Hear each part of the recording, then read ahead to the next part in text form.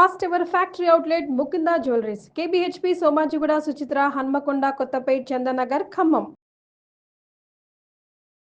నమస్తే రమగారు. నమస్తే జయ. రమగారు, రొటీన్గా కొన్ని పనులు చేస్తూ ఉంటాం మనం కదండి. ఆఫీసులకి వెళ్ళేవారు మార్నింగ్ లేవటం, పిల్లల్ని రెడీ చేసుకోవటం, వాళ్ళు రెడీ అవ్వటం, బాక్సులు పెట్టుకోవటం, ఆఫీస్కి వచ్చేయటం, మళ్ళీ ఇంటికి వెళ్ళటం, మళ్ళీ నైట్కి ఏం వండుకోవాలి, ఏం తినాలి, రేపటి బాక్సులు ఏంటి. లేదు, ఇంట్లో ఉండేవాళ్ళు ఉంటారు, పిల్లల్ని పెద్దవాళ్ళని అందరినీ పంపించేశాక ఖాళీగా ఉంటారు, కాస్త రిలాక్స్డ్గా.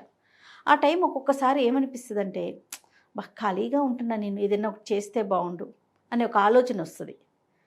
ఇంకా ఆసమ్మ ఓసమ్మ అనుకుంటే కబుర్లు చెప్పుకోవటము, చుట్టాలకి ఫ్రెండ్స్కి కాస్త ఎంతసేపు మనం మాట్లాడుకుంటాం, ఎన్ని రోజులు మాట్లాడతాం. వాళ్ళకంటే స్వతహాగా ఏదైనా ఒక వర్క్ ఉందనుకోండి, దాని మీద ఉంటారేమో బహుశా. బోర్ కొడుతుంది నిన్న అనే మాట వింటూ ఉంటాం కదా. అలాంటి వారు టైంని ఎలా ఫిల్ చేసుకోవాలండి? నీ బోర్ కొడుతోంది మాట పిల్లలు ఎక్కువగా చెప్తారు. కాసేపు నా బోర్ కొడుతుంది. హాలిడే వచ్చిందంటే టార్చర్ రమ్మగారు. టార్చరే. ఇప్పుడు ఇండ్లలో ఉండే ఆడవాళ్లే కాదు జయ, వర్కింగ్ విమెన్ కూడా పిల్లలు పెద్దవాళ్ళు అయ్యేదాకా ఒక టఫ్ టాస్క్గా ఉంటుంది. ఎందుకంటే పిల్లల ఏర్పాట్లు చాలా ఉంటాయి కదా. వన్స్ వీళ్ళు ఏ కాలేజీలకో బయటికి వెళ్ళిపోయాక భార్య భర్త ఇద్దరే మిగులుతారు. అస్సలు ఆఫీస్ ఉన్నా కూడా ఇంటికి వచ్చేసరికి ఖాళీ ఇల్లు కరుస్తున్నట్టుంటుంది. బోరే. శని ఆదివారాలు బోరు, పండగ సెలవులు ఒక్కొక్క రోజు పండగలు వస్తాయి చూడు, సింగిల్ డే సెలవులు, అప్పుడు చాలా బోరుగానే ఉంటుంది. ఇళ్లలో ఉండే వాళ్ళకి ఎలాగూ బోర్ ఉంటుంది. ఇది సహజంగా బోర్డమ్ని జయించడం ఎలా అనే బేసిక్ క్వశ్చన్. అంతే అంతే, మీరు అన్నట్లుగా రమ్మగారు, ఇంట్లో ఉండేవారే కాదు, పిల్లలు హాస్టల్కి వెళ్ళిపోతారు ఒక వయసు వచ్చాక, లేకపోతే పెళ్ళిళ్ళ వెళ్ళిపోతారు, విదేశాలకు వెళ్ళిపోతారు, వీళ్ళిద్దరే మిగులుతారు. వీళ్ళు ఉద్యోగస్తులు అయినా కూడా నిజంగా 100% అండి. సాయంత్రం అయ్యేసరికి నేను నా సంగతి నేను చెప్పను నీకు, ఎప్పుడు అది అంటూ ఉంటారు, ఆవురమంటుంది ఇల్లు, ఏమి ఉండదు, ఏం చెయ్యాలో తెలీదు. మళ్ళీ మీకు చేతి నిండా పని, ఫోన్ మోగినట్లే ఉంటుంది. పుంజీడు పుస్తకాలు ఉంటాయి, ఏవో ఉంటాయి, ఏవో ఒకటి సంగీతం దీర్ఘం తీస్తూనే ఉంటాను. ఒకటి కూడా పిల్లల లోటు ఉంటుందా అమ్మగారు? అబ్బా చాలా ఉంటుంది జయ. ఎంప్టీనెస్ సిండ్రోమ్ చాలా బాధిస్తుంది. ఒక 10 రోజులు పిల్లాడు ఉండి వెళ్తే వాడు ఒక 3-4 రోజుల పాటు సాయంత్రం అయ్యేసరికి పిచ్చి వెర్రి ఎత్తిపోయి ఏదైనా తినేసి అటు ఇటు తిరిగి అర్థం కాదు, ఇంకా అర్థం కాదు. ఒక్కోసారి ఏడుపు వచ్చేసి ఖాళీగా ఉన్నట్టుండి అలా అయిపోతాం. అన్ని రోజులు ఒకలా ఉండదు. ఎప్పుడు మనకే వ్యాక్యూమ్ విసుగ్గా ఉంటుంది చూడు, పనిలేవో అనుకున్నవి సరిగ్గా అవ్వవు, ఈ ఇల్లు కూడా ఖాళీగా ఉంటుంది. అలాంటప్పుడు ఇబ్బందిగానే ఉంటుంది. ఎంత బిజీగా ఉన్నా కూడా తల్లుల గుండెల్లో వచ్చే వ్యాక్యూమ్ పూరించడం చాలా కష్టం. ముఖ్యంగా పిల్లల అంతే కదండి. పిల్లల లోటు చాలా ఇబ్బంది పెడుతుంది. దీనికి ఏంటంటే ముందు అసలు బోర్డమ్ని జయించడం ఎలా అనేది ఒక పెద్ద పాయింట్. దీనికి బేసిక్ థింగ్ ఒకటి ఉంటుంది జయ, పని ఏదైనా చేయటం. ఈ పనిలో కష్టమైనవి, తేలికైనవి, ఖర్చు పట్టేవి, ఏ ఖర్చు లేకుండా చేసేవి, కాలక్షేపంవి, ఇంటికి ఏదైనా ఉపయోగపడేవి, మనమే ఏదైనా నేర్చుకున్న దాన్ని ఎగ్జిబిట్ చేసేది, ఇవన్నీ పనులే. వీటితో పాటు physical exercise, mental exercise, brain gym, ఇవి కూడా పనులే. అక్కడి నుంచి ప్రత్యేకంగా పని కట్టుకుని ఎవరినైనా పలకరించడం, అది పనే. అసమా ఓసమా కబుర్లు కాదు. ఎవరో దూరపు చుట్టం, శనాదివారాలు వీళ్ళని పలకరించాలి, వాళ్ళని పలకరించాలి, అదొక పని. వెళ్ళి అక్కడి నుంచి ఎవరికైనా వెళ్ళి ఏదైనా చదువు చెప్తావు, పని. ఎవరైనా 2 పిల్లల్ని వాకిట్లో కూర్చోబెట్టుకుని వాళ్ళకి చదువు చెప్తావు, అది ఇంకో పని. 4 మొక్కలు పెట్టి వాటి గొప్పులు తవ్వుతావు, అది ఇంకో పని. ఈ గుణం ఉండాలి. ఈ మొత్తం పనిచేసే గుణాలన్నీ మనకి ఉంటే మనకు బోర్ కొట్టదు. ఎప్పుడైనా వచ్చిన వ్యాక్యూమ్ని మనం ఏదో ఒక పనితో ఫిల్ చేస్తాం. నువ్వు కేవలం రొటీన్గా చేసే ఆ 4 వ్యవహారాలే చేస్తా, నేను కుట్టను, రాయను, చదవను, వినను, మాట్లాడను, చెప్పను, చెయ్యను అంటే బోరు ఫీల్ అవుతాను అని రాసుకోవాలి మనం. అంతే కదా. ఇవి ప్రత్యేకంగా వీటిని అలవర్చుకోవాలి. మీరు గమనించండి, ఈ చిన్నపిల్లల నుంచి, అంటే ఒక 2 పిల్లలు ఒక పిల్లాడో ఉన్నాడు, వాడు చిన్నప్పుడంతా వాడి పరుగు, వాడి క్లాసులు, వాడికి అవి ఏమిటో గదరగోళంగా తిరుగుతాం. వీళ్ళు 9th 10th వచ్చేసరికల్నే డిటాచ్ అయిపోతూ ఉంటారు. మనతో అంత వ్యవహారాలు ఉండవు, మనం నీళ్ళు వేయక్కర్లా, మనం బట్టలు వేయక్కర్లా, అవన్నీ తగ్గిపోతాయి. కొంచెం తిండి ఏర్పాట్లు ఉంటాయి, వేళకి తిండి, టైమింగ్స్, కొంచెం చదువుకో లే, కూర్చో పడుకో ఈ ప్రోగ్రాంలు ఉంటాయి. అది కూడా దాటాక వాక్యూమ్ మొదలైపోతుంది అప్పుడే. ఇలాంటప్పుడు మీరు ఏదైనా నేర్చుకోండి. మీకు ఈ రోజున బోర్ కొడితే ఏం చెయ్యాలో నేను చెప్పలేను. మీకు ఎప్పుడైనా బోర్ కొడితే ఏం చెయ్యొచ్చో మీరు ఎలా నేర్చుకోవాలో మాత్రమే చెప్తున్నా. ఇవాళ బోర్ కొట్టింటే తాత్కాలికంగా ఏం చేయగలుగుతాం జయ? ఎవరికైనా ఫోన్ చేసి కాసేపు మాట్లాడతాం, కాసేపు అట్లా రోడ్డు మీదకి వెళ్ళి ఏదైనా విండో షాపింగ్ చేసి రావచ్చు, ఏదైనా కొనుక్కోవచ్చు, తాపీగా నడుచుకుంటూ వెళ్ళండి. ఎక్కువ కార్లు గిర్లు పట్టుకెళ్ళదు, ఏదో కొంచెం క్యాష్ పట్టుకెళ్ళి కాసేపు కాలక్షేపం నడిచి తిరిగి ఏమైనా చేస్తే కొంచెం వాక్యూమ్ ఫిల్ అవుతుంది. ఇది చెప్పగలుగుతాం. వారం నీకు బోర్ కొడితే, రోజు బోర్ కొడితే రోజు బజార్ వెళ్ళమని ఎవరు చెప్తారు? అసలు చేయలేం కదా. చేయలేం కదా. ఏదైనా వింటము, ఏదైనా నేర్చుకోవటం, ఇవన్నీ బోల్డ్ ఉన్నాయి కదా కార్యక్రమాలు. వీటిలలో దేంట్లో మీ మనసు రంజిల్లుతుందో ఆ క్రియ ఒకటి కాదు, అవి మల్టిపుల్ థింగ్స్ ప్రాక్టీస్లో పెట్టుకోండి. ఓకే. ఏదో ఒకటి నేర్చుకుంటా అంటే ఒకటి మీకు కాలక్షేపాన్ని ఇవ్వదు, ఒకటి కొన్నాళ్ళకి రొటీన్లోకి వెళ్ళిపోతుంది. మీకు మొక్కలు పని ఉందనుకో, అది రొటీను. మీ వంట చేసుకోవటం, మీ పూజ చేసుకోవటం లాగా మొక్కలు రొటీన్. ఈ రొటీన్కి భిన్నంగా ఇంకొకటి ఉండాలి మీకు. ఇన్ని పెట్టుకుంటే ఏమవుతుంది, ఈ మల్టీ టాస్కింగ్ వల్ల బ్రెయిన్ ఆక్యుపైడ్గా ఉంటుంది. దీంతో మీకు చాలా ప్రయోజనాలు ఉంటాయి. మనకి అన్నాం, మీకు అంటే నేనేదో నా గురించి చెప్తున్నట్లేదు కదా, నాకు కూడా నేనైనా చేస్తా అదే. ఇందులో ఇల్లు తుడుచుకోవటం, డస్టింగ్, అన్ని సామాన్లన్నీ ఒకసారి మళ్ళీ రీషఫ్లింగ్ చేసి శుభ్రంగా సర్దుకోవటం, బట్టలు సర్దుకోవటం, పుస్తకాలు సర్దుకోవటం, పేపర్లు సవరించడం, పిల్లల బట్టలు సవరించడం, దేవుడి మందిరం సెట్ చేసుకోవటం. పిచ్చి అయిపోకండి, ఒకటే చేయొద్దు. అందుకే ఇన్నని చెప్తున్నా. ఒకటే చేస్తున్నావు అనుకో ఓసిడి కింద పరిణమిస్తుంది. అవును, మనకు అదొక ప్రాబ్లం ఉంటుంది కదా, అందులోకి వెళ్ళొచ్చు. తేపకు ఒకటి పెట్టుకోండి. అక్కడి నుంచి రకరకాల డిఐవైలు. నేను ఎన్ని నూనెలు చేస్తాను జయ, నా సరదాకి నేను చాలా చేస్తా. క్యారెట్లు నూనె తోచింది అంటే చేసేస్తా. మందార నూనె చేసేస్తాను, ఏదో ఒక నూనె చేసుకుంటుంటే. ఇప్పుడు మల్లెపూలు వస్తున్నాయి కదా, సెంట్ చేద్దాం, మల్లెత్తరు చేద్దామని ఆలోచిస్తున్నా.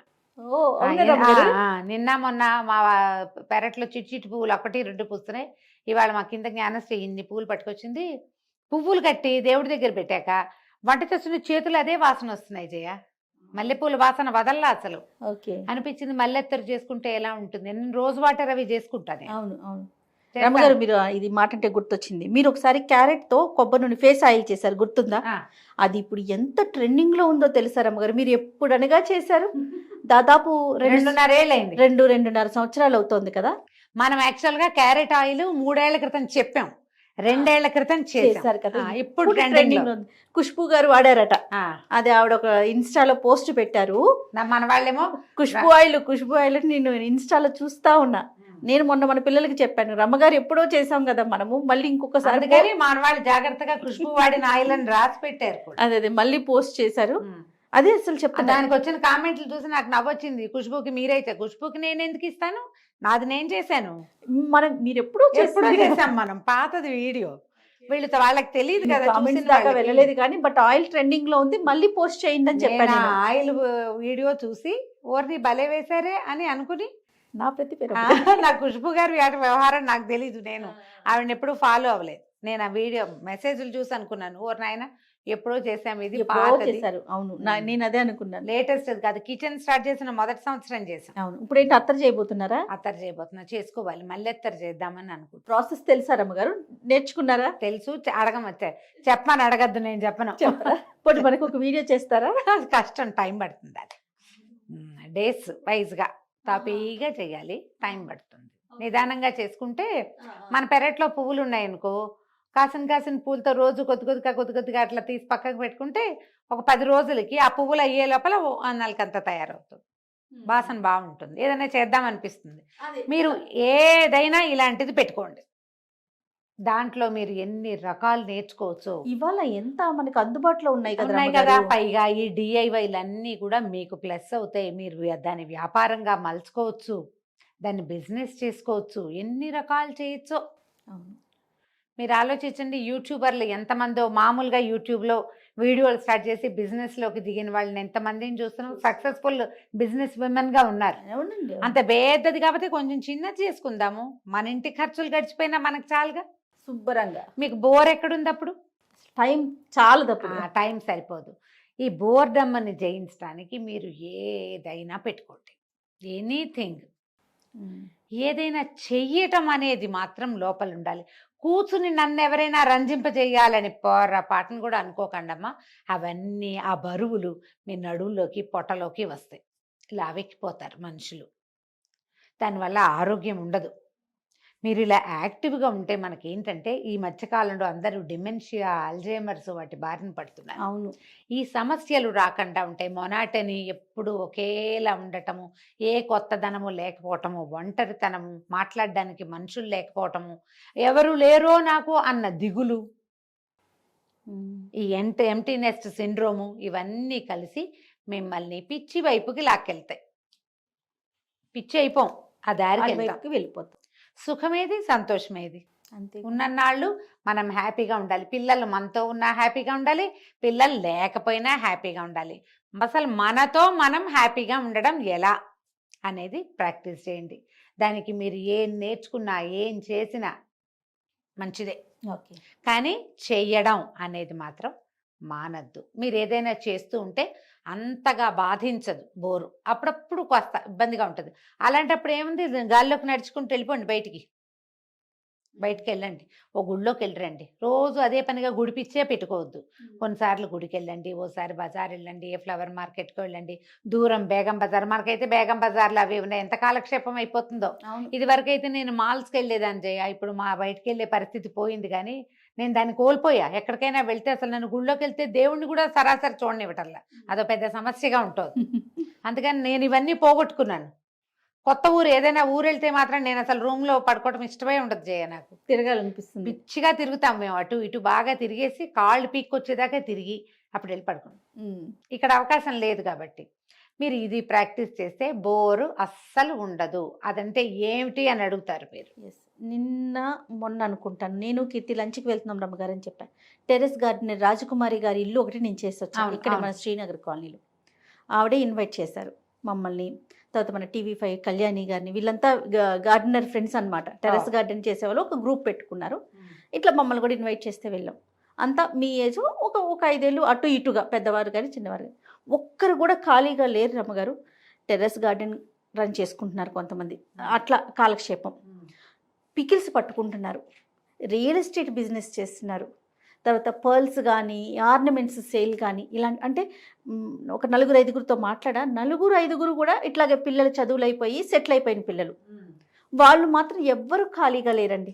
ఎవరి అసలు ఎంత నాకు భలే హ్యాపీగా అనిపించింది. యాక్టివ్గా కూడా ఉంటారు, యాక్టివ్గా ఉన్నారు రమ్మగారు. యాక్టివ్గా ఉంటారు, సొంత ఖర్చులు వెళ్ళిపోతాయి, మన కాళ్ళ మీద మనం నిలబడుతున్నామని ఉంటుంది. ఆత్మనిర్భరత అంటారు చూడు, అది ఉంటుంది.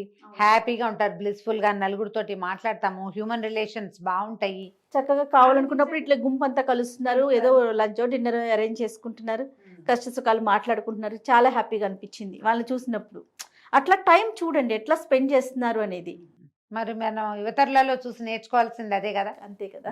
ఆలోచించండి, ముందు రకరకాల పనులు చేయటం ఎలా అనేది ప్రాక్టీస్ చేయండి. తప్పకుండా రమ్మగారు. నమస్తే. నమస్తే.